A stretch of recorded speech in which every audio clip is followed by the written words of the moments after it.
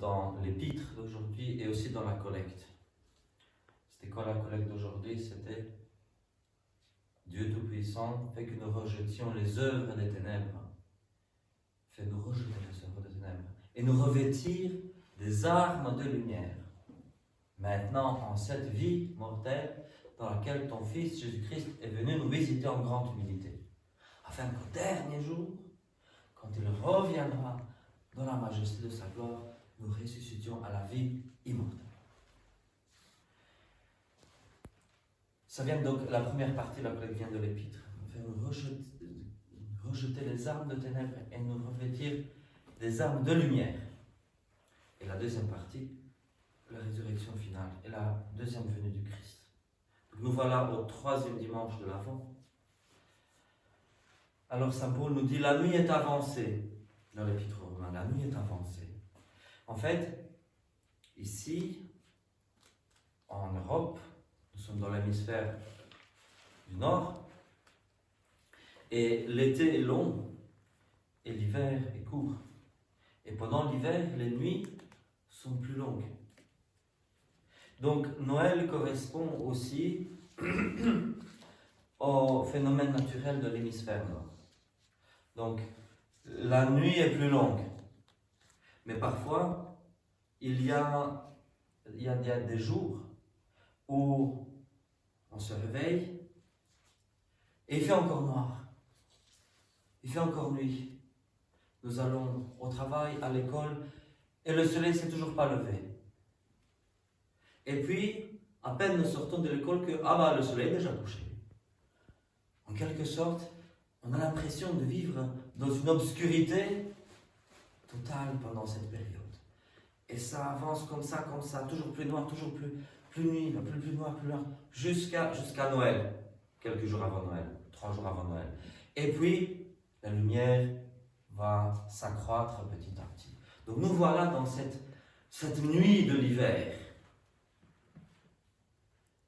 Et en même temps, il s'agit aussi d'autre chose, parce que saint Paul ne parlait probablement pas de ça, de la nuit de l'année, de l'hiver de l'année. En fait, ce qui se passe, c'est que quand l'évangile a commencé à prendre racine, pendant les 3 années de l'activité missionnaire du Christ, et puis du christianisme naissant, le monde vivait dans les ténèbres.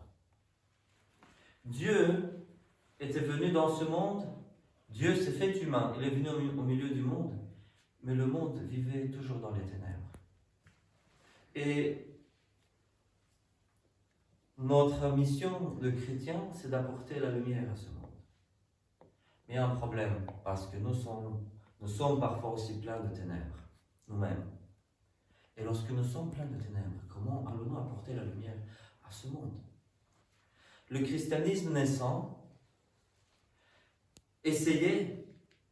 prétendait être une lumière pour le monde. Et pour beaucoup de choses, il l'a été. Mais pour beaucoup d'autres choses, il ne l'a pas été. Par exemple, quand nous lisons dans certaines épîtres du Nouveau Testament, écrites par les disciples de Paul au nom de Paul, on trouve des excuses pour l'esclavage.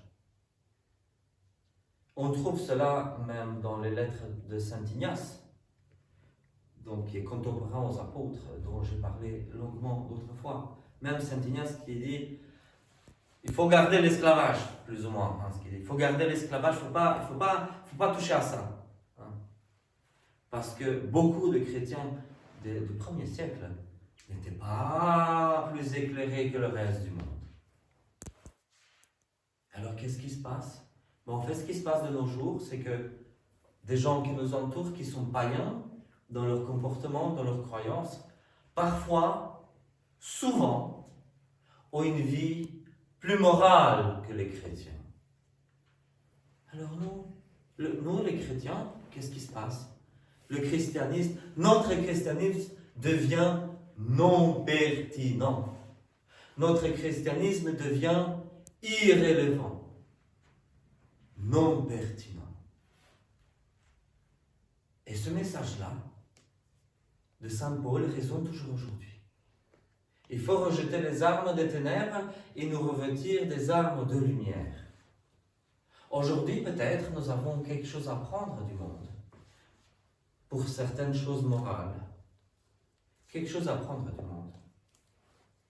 Et nous devons ne pas nous arrêter là, mais continuer à nous questionner pour aller encore plus loin et pour pouvoir devenir de nouveau, à nouveau, une lumière pour ce monde. Pour apporter l'évangile dans ce monde. Pour que l'évangile soit encore et à nouveau pertinent dans le monde. Voilà notre mission. Et c'est notre mission du temps de l'Avent aussi. De toute l'année, bien sûr, mais plus en particulier du temps de l'Avent. Pourquoi?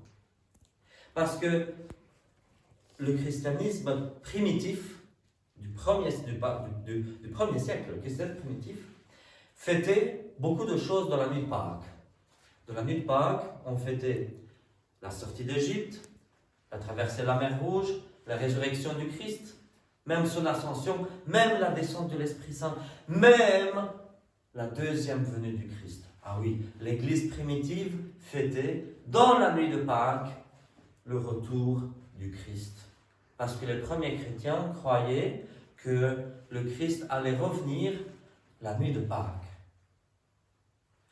Après ça, la liturgie s'est développée et donc du coup on a trouvé pendant l'année une saison tout entière de 6 semaines pour parler du retour du Christ. En fait, maintenant on a un double emploi.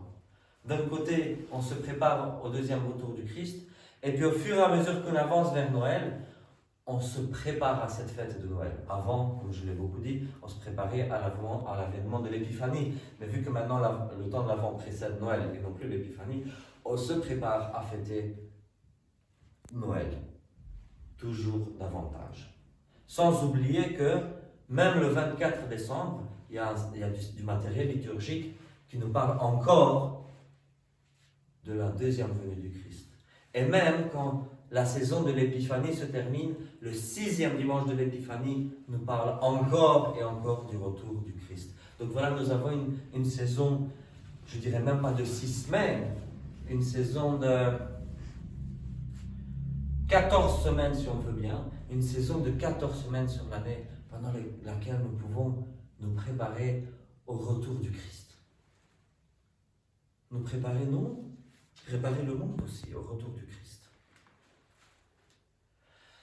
Il y a quelque chose qui m'a touché dans l'Évangile, que j'avais du mal à comprendre quand j'étais enfant. Quand j'étais adolescent plutôt. Le Christ dit dans cet Évangile que l'eau de la mer, il parle de la mer qu'elle est envahir. Et moi je me disais adolescent, ça ne peut pas.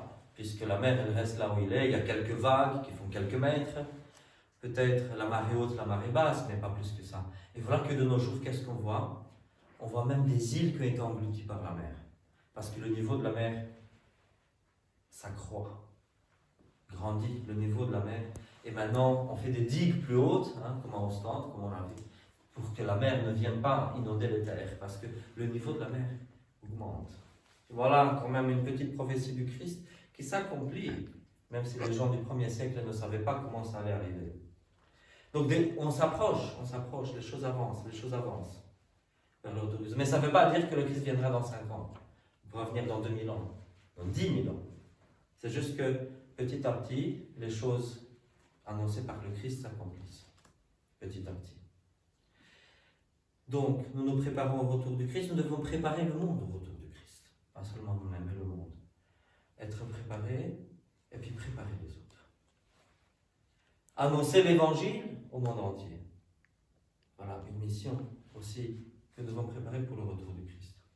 Souvent, malheureusement, je dis malheureusement, le monde dans lequel nous vivons voit le temps de l'Avent comme uniquement une préparation à Noël. C'est très faux. Ça fausse le message de l'Avent.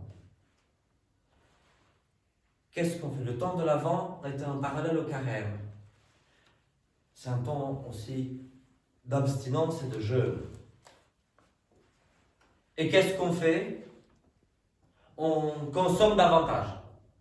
La société païenne dans laquelle nous vivons, pendant le temps de l'Avent, nous incite davantage à la consommation.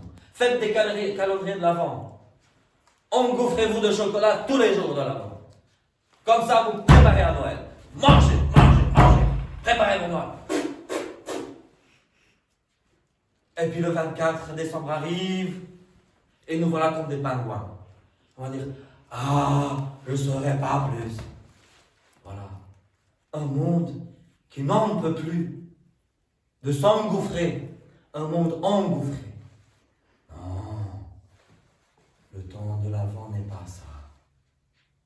Le temps de l'Avent est un moment, comme j'ai dit, d'abstinence et de jeûne. Pour les gens qui consomment toujours des produits d'origine animale, c'est un temps d'abstinence, c'est-à-dire où on coupe comme en carême, comme les vendredis, comme les mercredis, on coupe la nourriture d'origine animale, on ne fait pas la guerre, etc. Pour ceux qui ont déjà pris la bonne résolution de s'abstenir dans la vie de tous les jours de produits d'origine animale, on va dire, pour ces gens-là, qu'est-ce qu'il y a comme abstinence? Effectivement, non. Il n'y a pas plus d'abstinence que le reste de l'année. Mais il y aura des jours de jeûne à la fin, ce qu'on appelle les 4 temps de l'hiver, les 4 temps de l'Avent. Et il y a des jours de jeûne. Et puis, ceux qui veulent jeûner davantage peuvent jeûner encore davantage. C'est le moment propice. Donc, préparons-nous à la seconde venue du Christ. Et si nous devons nous préparer à sa première venue, sa première venue est déjà arrivée, nous préparons à la fête de sa première venue, nous préparons réellement à l'événement de sa seconde venue, et nous préparons à la fête de sa première venue. On peut se préparer avec les chants de Noël, et avec l'annonce de l'Évangile. Le fait de montrer à ce monde païen dans lequel nous vivons quelle est la vraie signification de Noël et de l'Avent.